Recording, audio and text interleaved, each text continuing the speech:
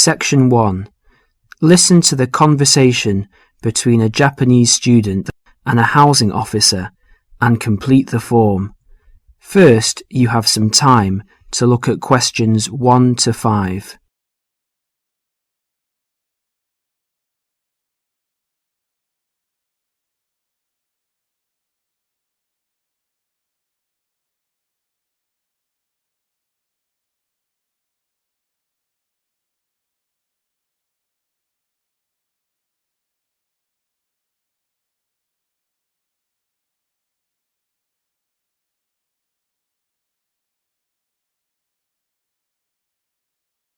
You will see that there is an example which has been done for you. The conversation relating to this will be played first. Yes, what can I do for you? My friend is in a homestay and she really enjoys it, so I'd like to join a family as well. Okay, let me get some details. What's your name? My name is Keiko Yoichini.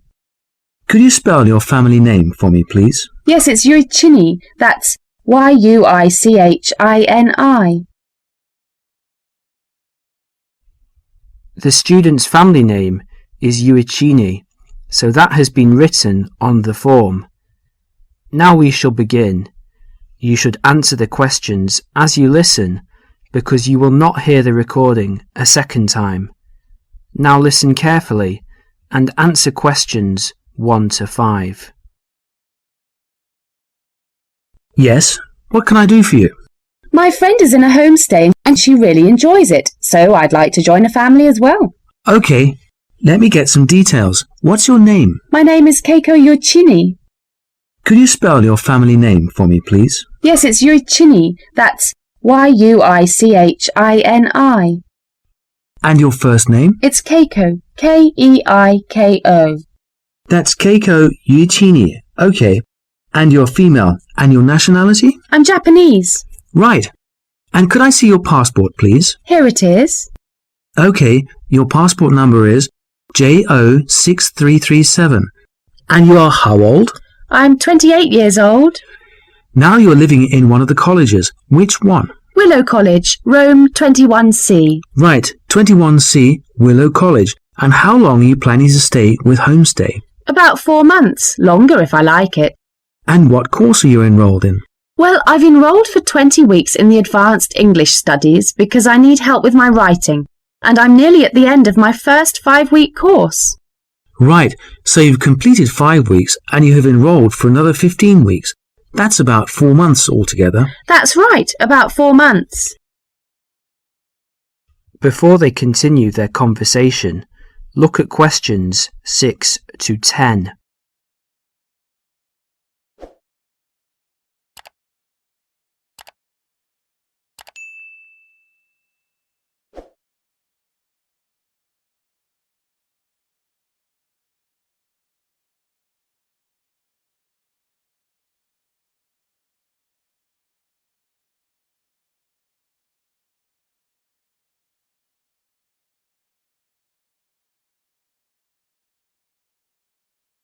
As you listen to the rest of the conversation, complete the form by filling in the numbered spaces 6 to 10. Okay, do you have a preference for a family with children or without children? I like young children, but I like to be with older people.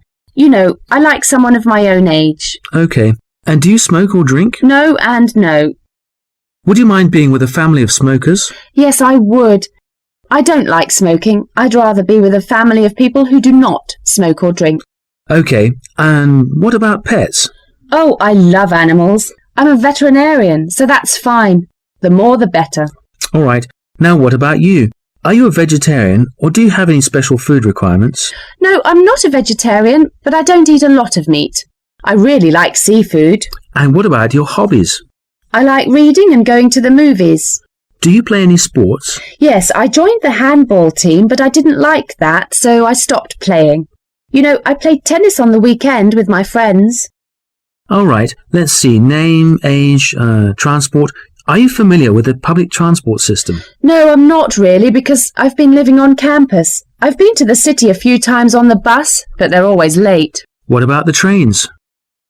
I like catching trains. They're much faster. Well, let's go and check on the computer to see what I've got.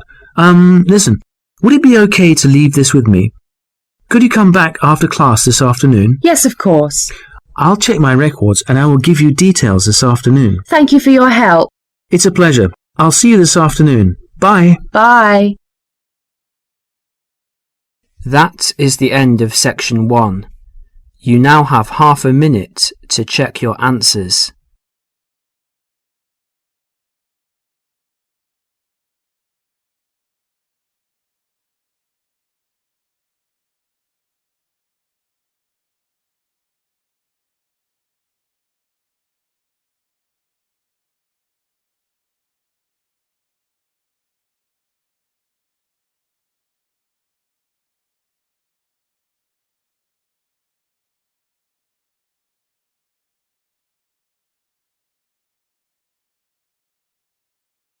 Section 2. You are going to hear a talk given by a tour guide about travel to Enzia. First look at questions 11 to 14.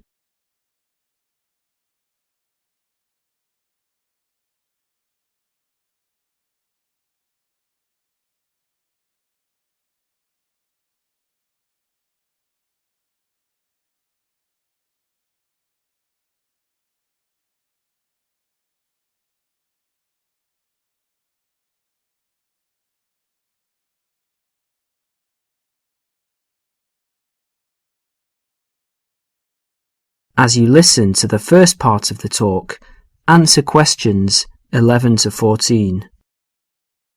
Hello everyone. As you know, this agency has specialized in tours and independent travel to Enzia for over 20 years.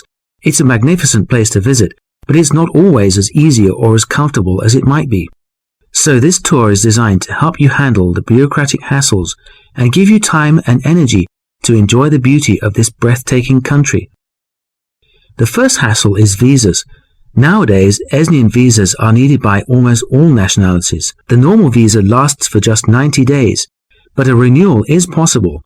It is worth leaving yourself plenty of time when applying, or I suggest, from experience, 2 months. That should do it.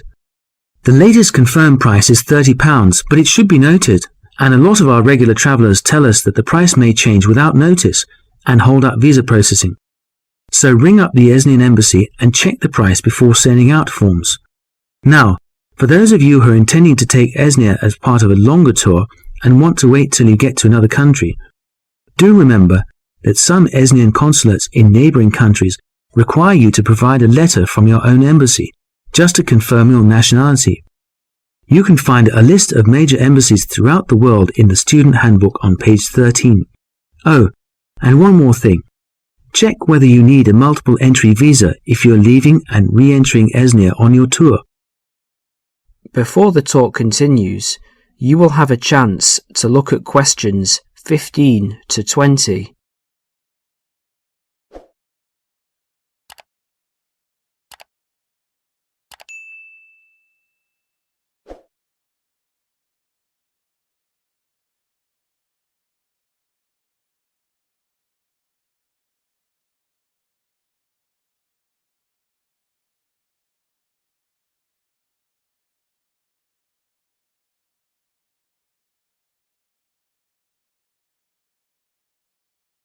As you listen, complete the summary and answer questions 15 to 20.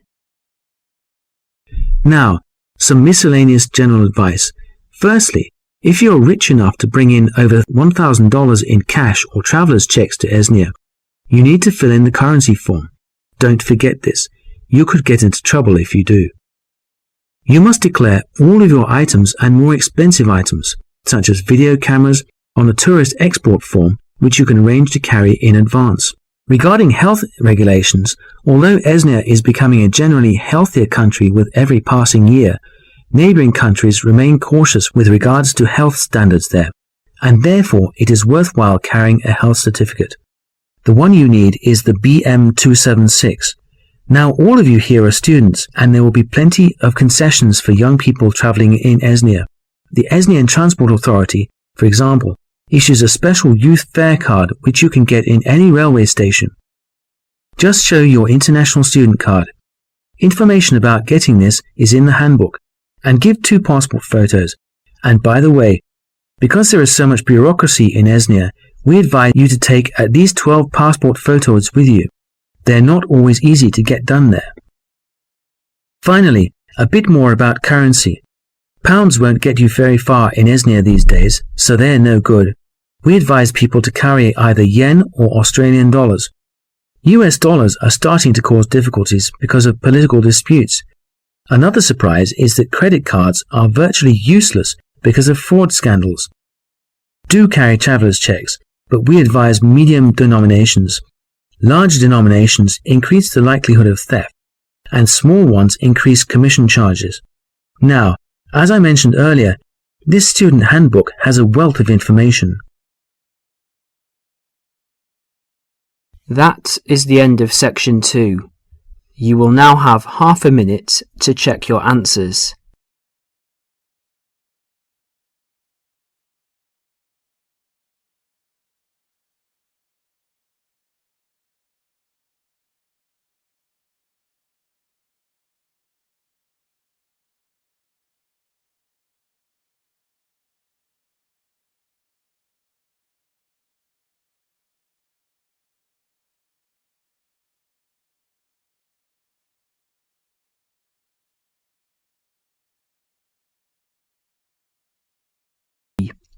Section 3. In this section, you will hear a discussion about shopping habits. First look at questions 21 to 24.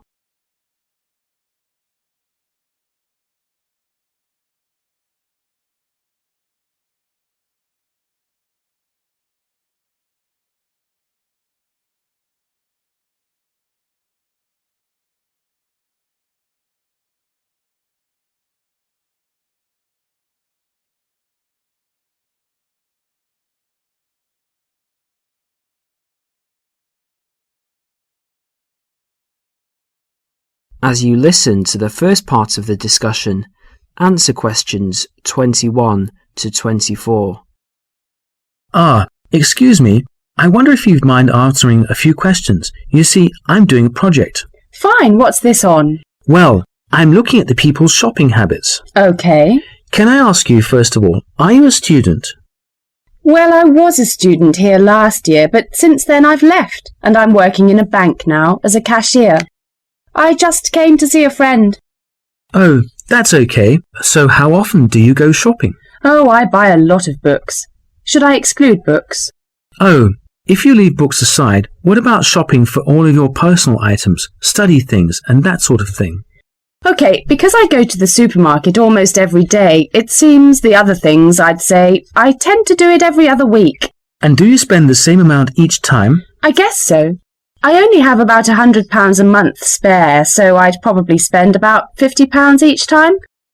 What sort of shops do you like best? The department store or the small retail outlets? Oh, I like big department stores, so everything's in one place. The weather's so bad, so it's a bit miserable trudging from one little shop to another. Great. What do you find most difficult to buy? What do you mean? Well, what do you have to really search for? What takes you a long time to find?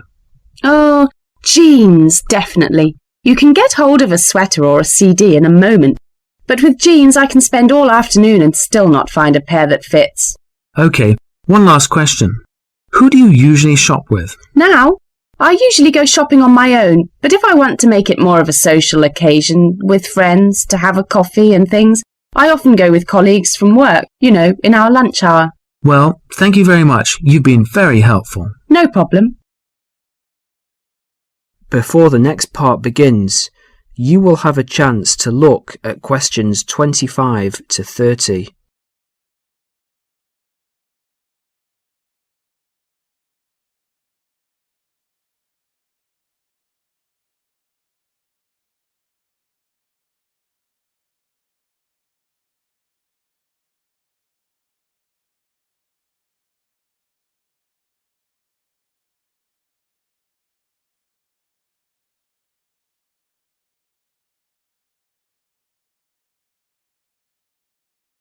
As you listen, answer questions 25 to 30. Hello, Dale. How did you get on with your shopping inquiries? Well, I got 50 people to answer questions and the results were quite interesting. OK, let's have a look. Well, those were handouts and here you can see that the majority of people I interviewed said they went shopping once a week. Most often, that was the weekend. Right. For those people who spend enormous amounts of money, if you see this chart, you can see that half the people spend £45 a month, and while 15% of people spend more than that, an average of £75, the rest spend relatively small amounts. Even the regular shoppers spend no more than £20 a month. Window shoppers. Yes, I asked them what kinds of shops they prefer, and the response was unanimous. Everyone went for department stores. I think that's what young people today want. That's understandable, and that's a useful statistic, I think. I also talked to them about the things they found most difficult to buy. I thought the answer was going to be something like books or study materials, but it's always clothes. They have problems with things related to hobbies. As far as sportswear is concerned, they complain about the lack of shops that sell it. Not many had trouble buying sweaters and things like that, but shoes and trousers were really problematic. Was that, again, because there just isn't enough variety? Yes, they say everywhere they just come across the same styles, so they just give up after a while. I know what they mean. Lastly, I asked them whom they want to shop with. That is the end of section 3. You will now have half a minute to check your answers.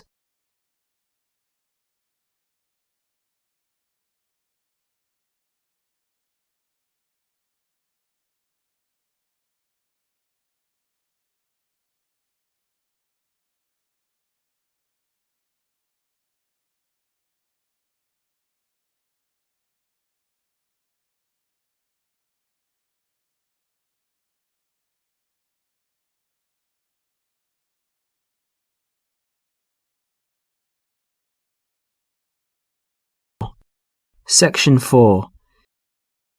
In this section, you will hear a lecture about study and answer questions 31 to 40. First look at questions 31 to 40.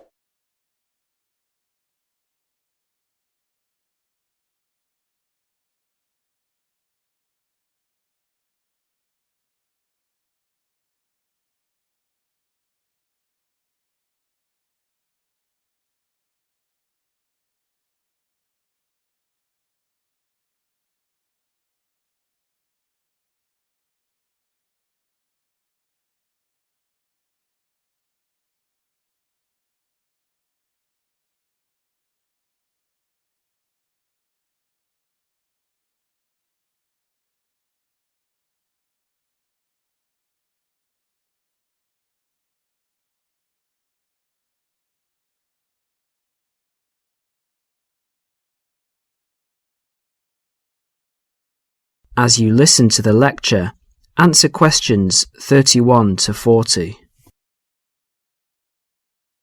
Can anybody hear me? Is this microphone working? Good. Now, welcome everybody to the second of these lectures on successful study at college. Yesterday we looked at housekeeping issues, where to find information, how to use the library computer system and so on. Today we're going to cover an issue that will be vitally important to you all throughout your time here at college, and that is time management. Hundreds of books have been written about time management, and those of you who are interested in doing some extra reading on the subject are very welcome to see me after the lecture, as I have a book list here and some other useful materials. Now, time management. In the past, this used to mean making a list to plan for every hour of the week and then try to stick to this plan. These days, however, the whole idea of managing time has changed. In fact, if you think about it, you'll find that it's impossible to manage time. It just goes. So what you really need to manage is yourself. To manage yourself effectively, you need to have a clear idea both of what you want to achieve and how to achieve it. In other words, you need to set goals, and you need to move towards achieving these goals in an efficient and systematic way. Most coursework at the college is set by mid-semester, and at the end of the semester usually involves 2 written assignments of between 1,500 and 3,000 words in length. If you look around you at college, you will see that during the first weeks of the term, everyone looks cheerful and focused, followed by a change around week 6, assignment time, when people start to look a bit stressed. The library reports that an increasing number of students become angry when books are not available. So what's happened? Has everybody become suddenly irritable and angry for no reason? Not quite. The reason is that people have not managed their resources well. They have not set priorities for reaching their goals and, as a result, some of them realise they are going to do badly with their assignments. This will not be because they lack intelligence or love of the subject. They will fail because they did not have a clear idea of what they have to do and how long it should take them. Let's step back a minute. What do we mean by establishing goals? Well, basically, it means deciding what you want to achieve.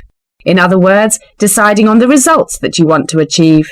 The students that I've mentioned found themselves very stressed, mainly because they have an assignment to do. But they did not fully think through the effect that this would have on their day-to-day life. There's an awful lot of spare time in a day. For example, if you manage to spend some of that time, even just 1 hour, on an activity that helps you with your study, that 1 hour could have a major impact in your course, particularly if you make it a regular habit. I'd like to ask you now to have a look at the planners in your information kits.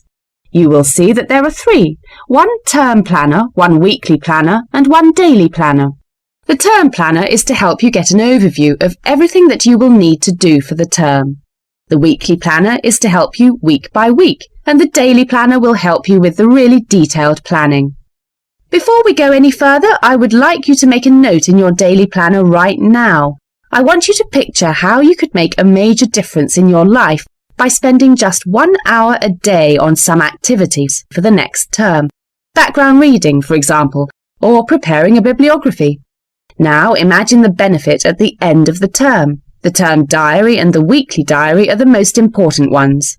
However, a week is really the shortest time you have to establish an overview of your time for planning purposes. Now you need to set priorities for the term.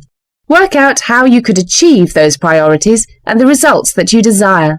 If you can get into the habit of planning like this, you'll soon find that you've actually had more time than before to spend on relaxation and other activities that you enjoy. Now let's share some of the ideas that you've come up with. I'll divide you up into groups to share your ideas. OK. That is the end of section 4. You will now have half a minute to check your answers.